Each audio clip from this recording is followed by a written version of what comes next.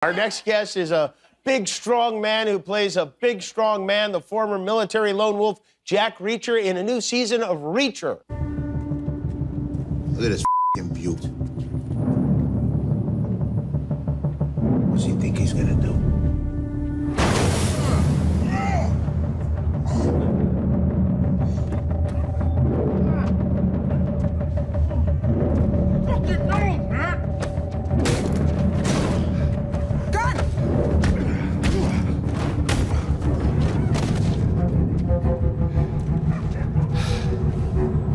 Just like the good old days. Yeah. You on the sidelines while I do all the work.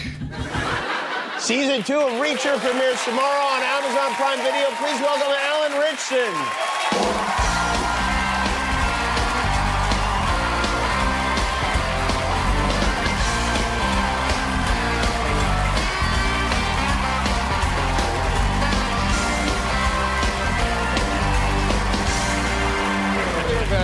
Now that's a clip. Let me tell you something. I love watching you beat people up. I really do. I enjoy it. I don't know what it is. I like it. I like seeing it. Do you like seeing it? It must be great to watch yourself beating others. Yeah, I love it, especially because they're my friends.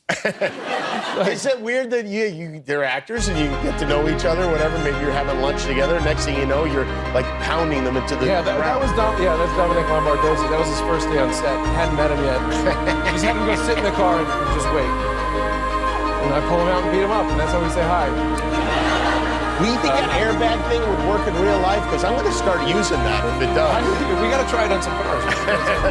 The show is super popular, right? It seems to be doing okay. When did you sense that? Because you never know with a show, you know, you just don't know. When did you start hearing it from people recognizing you for example? So probably we had an event at Madison Square Garden. It was like a Reacher night, and they wanted to bring us out and put us on the Jumbotron and feed us some hot dogs. During a Knicks game or what? Yeah, it was I think it was like a hockey. Hockey thing. Gotcha. I don't remember. I just remember myself on the Jumbotron. See myself. Was it cold or not cold? It was freezing. Okay, there was a hockey game then. So there's like security with us the whole night. And, we've been up on the screen and everybody's coming over trying to get pictures, and they're like, we're gonna have to escort you out the back. And I'm like, this is crazy. Like, we've made it, right? So we go busting out the back of Madison Square Garden like they're gonna rush us to our cars. And I'm thinking there's gonna be throngs of people there waiting. And there's one little old lady with a walker. Reacher! Reacher! And it was like trying to get away from her, and her daughter, her 50-year-old daughter's back there, like, Ma, get back here! Reacher! I was like, oh my gosh. I was like, how old are you? She's like, 90. I love your fights in Reacher. Wow. Yeah. Dude, I was blown away. When you have 90-year-old grandmothers watching your stuff, you're like... Did you put her in a headlock, or would you do anything? I kicked her like I kicked the bumper on the car, dude. Her head exploded. I don't know if you know this, but Tom Cruise played Jack Reacher in the movies, and then I guess what? They fired him and replaced him with you. What, cheer? Well, maybe they felt it was rude to cheer the other Jack Reacher. We're all there's enough to go around, dude. I see. We can be friends. Did you reach out to Tom? Yes. I wrote Tom a letter. Oh, okay. All right. That's a good way to go. I wrote him a heartfelt letter because here's the thing. People, I know what you know. There's a lot. He's taken some criticism for the role. He doesn't aesthetically fit the role of Reacher perfectly according to the books. Okay, that's right. not a big deal. This guy still did 2 movies that grossed over $300 million. It doesn't even fit exactly. Like, that's a huge... He's brought so many eyes to this series. We would not have the success that we have without it. So, out of gratitude, I write him a loving, heartfelt letter, a page-long letter, and I give it to Don Granger, a partner of his at Skydance, who's my boss. Skydance producing the show. And I said, I think we should give this to him, just so, I want him to know, like, I'm grateful that he's passing the torch and, he's giving me his blessing and all that. And he said, we're not going to give it to him. I think it's a terrible idea. Why? I think we should just let it. What was in the letter? Because he's fine with it. He was like, because he's moved on in life. He's moved on, and you need to move on too. Is that right? Yeah. So you didn't get to say, you didn't get to express I said it in my heart, and I said it on the paper. And yet the paper never got to Tom. No. Wow. Oh, I think that's a mistake. I can't be the only one. Something to Am Tom I the only now? one? I would love to. Go ahead. I'm sure he's watching.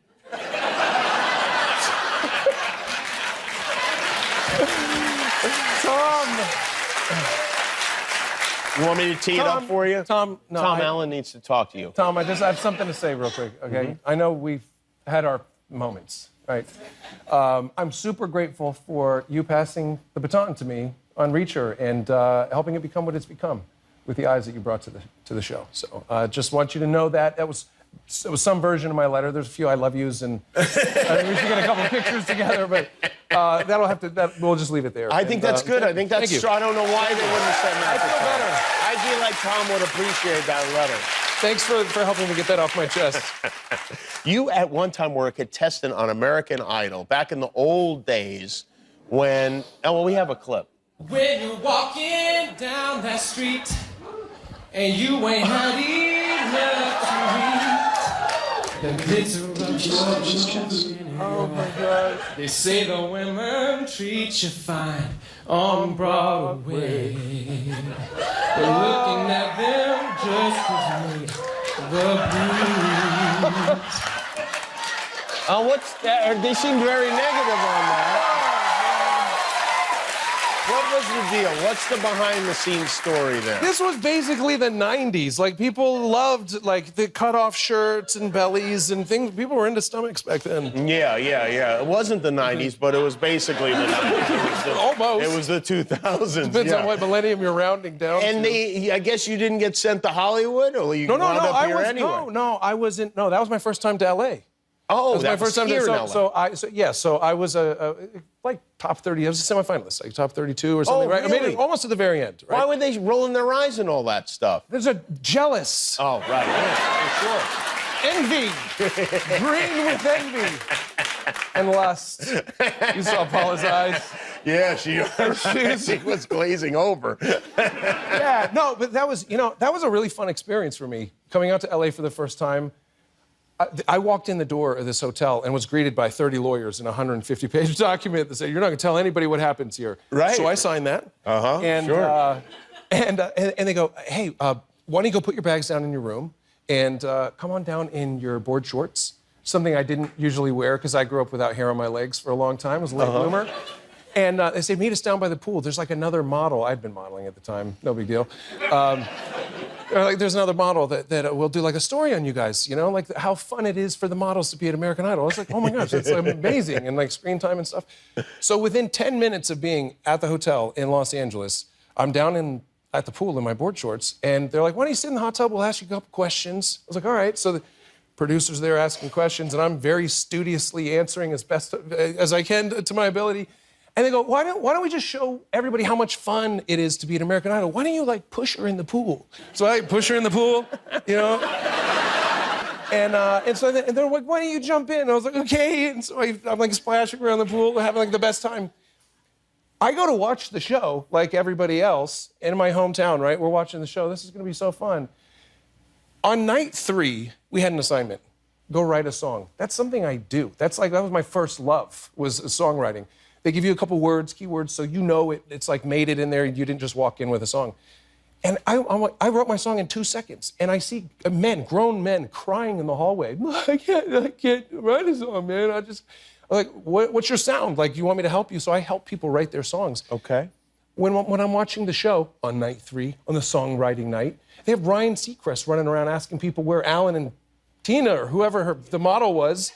Have you guys seen him? They're like, yeah. Have you guys seen Alan and whatever her face is? And like, no. And then they cut to us in the pool splashing around like we're just climbing up. Like, going, what the hell? Probably. I was helping people. You were helping people. Yeah, dude. That is, you know what? That is unfair. And by the way, it gave me an idea. Next time you're here, would you write a song for Tom Cruise and sing it on the show? I would love to. I would love to. Alan Ritchson, watch him in season 2 of Reacher and premieres tomorrow on Amazon Prime Video. We'll be back with Sway McKinney.